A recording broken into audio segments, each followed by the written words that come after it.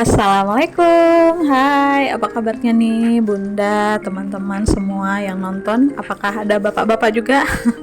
Ini kayak sepertinya sih lebih ke bunda-bunda nih ya, atau teman-teman semua. Apa kabarnya nih? Kali ini aku mau share lagi ya vlog terbaru. Seperti biasa, karena aku adalah ibu pekerja, jadi pulang kerja langsung ke dapur ya, ubek-ubek dapur.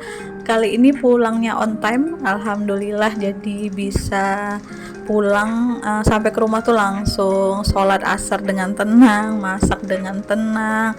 Kali ini aku cuman masak menu berbuka aja, jadi kalau kayak takjilnya ntar suamiku pulang kerja kayak mampir mau beli, jadi pengen apa ya, air kelapa gitu, sama paling beli inilah takjilan kue-kuean gitu ya.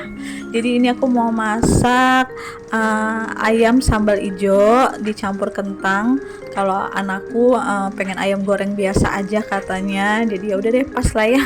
Ayamnya ada yang digoreng, ada yang disambal ijo. Terus untuk sayurnya aku mau bikin sayur lodeh bayam campur sawi putih sama tahu, sama wortel. Tahunya kehabisan, malah andai ada tahu malah sedep ya. Nah, ini bahan-bahannya aku tadi udah goreng, terus potong-potong. Ini ayamnya juga ayam yang udah diungkep, sebelumnya udah stok di kulkas. Jadi pas lagi masak, nih anakku lagi ngetuk pintu, dia baru pulang ngaji. Dia pulang ngajinya itu jam jam berapa ya? Jam 5-an. Aku antar dia itu jam 4 pulang, pokoknya aku pulang kerja langsung antar dia ke tempat ngaji, nggak lama pulang gitu.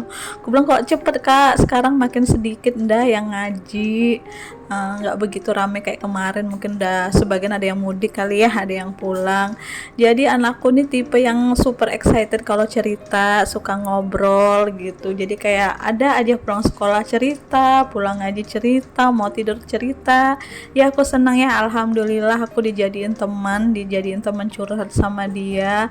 Jadi ya sambil dengerin dia lah ya cerita, ngobrol tentang teman-temannya gitu. Nah, ini dia mau izin main sebentar, mumpung belum sore banget, katanya boleh nggak dah main sebentar aja deket sini sama teman. Jadi aku bilang iya boleh sebentar aja, terus pulang mandi. Terus kayak biasa deh, anakku tuh kalau tiap sore pasti ngebantuin tutupin gorden-gorden jendela.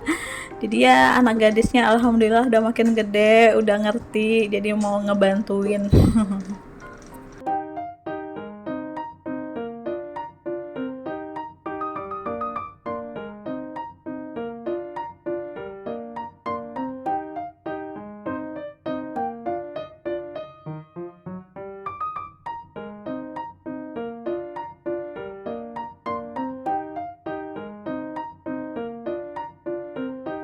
Dan sekarang lanjut ya, aku seperti biasa kalau bikin sambelan atau kayak mau bikin baladoan kayak gitu pasti selalu kayak bawang, tomat sama cabenya pasti digoreng dulu sebentar. Entah kenapa aku suka aja ya, kayak nggak apa, kalau nggak digoreng ya direbus. Jarang banget kalau mentahan gitu aku kayak halusin di blender atau diulek. Paling sambal geprek sih yang nggak, yang langsung aku halusin gitu ya, tinggal disiram air panas. Tapi kalau untuk kayak bikin sambelan kayak gini, sambal ijo, ayam sambal, sambal merah atau ikan gitu pasti harus digoreng dulu. Jadi ya balik selera ya bun. Tapi kalau buat bunda-bunda yang belum pernah cobain deh sekali-kali, bikin sambelannya cabe, tomat, bawangnya digoreng dulu. Nah, ini tomatku tuh tinggal satu di kulkas, pengen bikin apa, ayam sambal ijo, tapi tomatnya kurang sebenarnya, cuman aku tambahin dengan tomat merah aja deh. Jadi ntar warnanya tuh nggak begitu hijau banget, masih ada merah dari tomatnya. Dan lagi-lagi ya, kalau aku nyambel pasti di blender. Padahal ada ulekan, tapi tetap aja ujung-ujungnya tuh di blender. Nah, ini karena pengen teksturnya kayak kasar ya. Jadinya aku apa, tekan tombolnya tuh sebentar-sebentar matiin kayak gitu. Jadi nggak yang halus banget. Padahal kalau ada chopper juga bisa ya, cuman aku nggak punya chopper, cuman blender. Nah ini juga blendernya seumuran sama anakku. Jadi umur anakku tuh 8 tahun, aku beli blender ini di saat dia tuh udah mulai MPASI. Jadi zaman dulu tuh aku beli MPASI itu kadang ada yang aku saring, ada yang aku halusin gitu. Nah tambah gede ya udah nggak pakai lagi ya untuk MPASI, jadinya aku bikin tuh sambelan gitu. Jadi aku punya wadah kecil untuk ngeblendernya, itu ada dua, untuk sambal sama untuk blender MPASI nya dulu. Ya gitulah ya bun ya, kadang aduh pengen yang cepet aja set jadinya yang ulekan tuh udah beli tapi jarang banget kepake, ujung-ujungnya ya pakai blender. Nah tadi ya setelah udah dihalusin aku tumis balik lagi pakai sisaan minyak goreng cabai bawangnya tadi.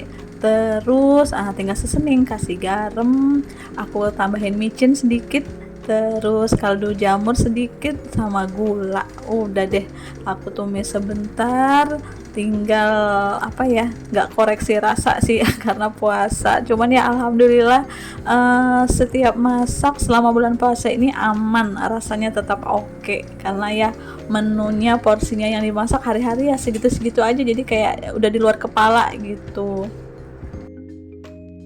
Nah ayam kentang sambal ijonya udah mateng, langsung aja aku pindahin ke piring ya, langsung disajiin, simpan di meja makan dulu. Setelah ini lanjut bikin sayurnya. Pokoknya menurutku tuh ayam sambal ijo temen sayur rumahannya itu sayur lodeh, aduh masya Allah itu enak banget ya. Nah nih seperti biasa aku tim sayur lodeh yang cemplang-cemplung, yang diiris-iris aja, nggak yang dihalusin, karena wortelnya ini biar lebih cepat empuk ya, jadi wortel duluan yang aku masukin. Terus lanjut sambil nunggu empuk aku iris-irisin, aku pakai dua siung bawang merah, terus 1,5 siung kayaknya ya, yang satunya kecil sih, bawang putih. Udah pokoknya diiris-iris kayak gini aja. Terus aku cemplungin lengkuas yang udah aku geprek, terus masukin juga daun salamnya, terus udah deh masukin irisan bawang merah sama bawang putihnya. Nah ditunggu sampai mendidih. Terus kalau udah mulai mendidih ya aku masukin ininya ya, sayurnya duluan itu sawi putih. Entah kenapa kalau sawi putih dimasak lodeh mau ditumis tuh enak, aku suka banget sama sawi putih ini. Bunda-bunda gimana, suka juga nggak?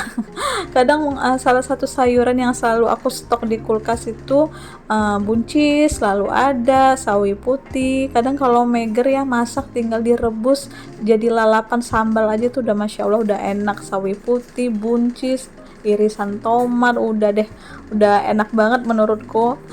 Nah ini aku masukin santannya ya, terus ya nih karena masih ada di di mangkok ya, aku kucek-kucekin aja deh, tambahin air dari sayur lodehnya ini.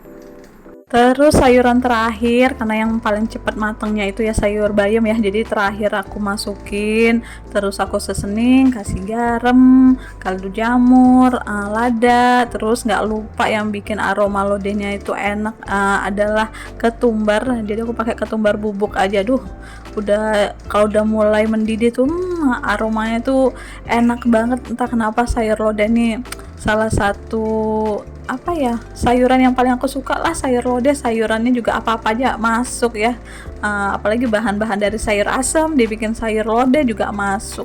Dan inilah ya bun, masakannya udah selesai. Ayam kentang sambal ijo, terus sayur lodeh bayam, sawi putih, wortel, terus untuk anakku ayam goreng ungkep. Terus terakhir apa ya, kalau udah selesai masak ya pasti cucian piringnya, cucian wajannya sudah menanti. Ini juga nggak begitu banyak sih ya cuciannya, jadi ya udah nih temenin aku cuci piringnya bun ya. Oh iya, di vlog sebelumnya itu kan aku ada belanja ya, ada beli wajan atau teflon gitu dari brand Saint Clair. Ternyata Masya Allah ini wajannya bagus banget. Aku pakai masak untuk tumisan, untuk ngegoreng, bahkan bikin telur ceplok itu nggak lengket sama sekali. Bener-bener aku cuman kemarin itu beli langsung dicuci bersih, ditirisin udah. Biasanya kan ada, kalau kita beli wajan atau teflon ya ada ritualnya lah, kayak harus direbus dulu, dikasih minyak dulu. Nah ini nggak ada sama sekali.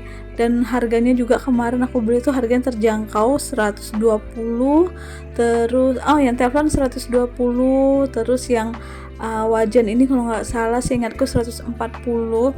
Dan aduh, bener-bener bagus ya, kayaknya aku bakal beli lagi deh brand ini, karena kan ada beberapa brand ya harganya wah lumayan ya, apalagi mereka berapa set gitu ya. Kalau ini aku cuma beli satu-satuan aja gitu, dan ternyata bagus. Jadi kayaknya next aku mau cari kayak yang modelan kualinya deh, sama juga kayak untuk bikin sup yang ada tutupnya juga. Jadi kayaknya bakal coba brand Saint Clair lagi gitu. Dan mana tahu ya bunda-bunda yang lagi pengen cari wajan, pengen cari teflon dan bingung gitu ya mau pakai brand apa. Kadang kan ada yang brand harganya wow ya, pastinya memang bagus ya, ada harga ada kualitas. Tapi ya untuk kaum mendang-mending kayak aku yang harganya masih worth it buat dibeli, yang untuk dipakai sehari. Jadinya aku mau coba-coba memilih brand Saint Clair ini, ternyata Masya Allah bagus, top. Terus juga benar-benar nggak lengket. Aduh, jadi kayak pengen beli lagi gitu. Brandnya ini pokoknya buat bunda-bunda yang lagi pengen cari-cari terus bingung, coba deh untuk masak sehari-hari dari brand Saint Clair ini, wajannya terus teflonnya. Masih banyak lagi sih produknya yang lain, cuman aku beli yang dua ini ya, wajan dan teflon. Next kayaknya aku mau coba cari kuali deh dari brand Saint Clair ini. Nah udah selesai tadi ya cuci piringnya. Sebelum aku cuci sinknya, aku mau masak nasi dulu. Dan kayak biasa air cucian beras ini pasti aku masukin ke wadah untuk siram tanaman ya.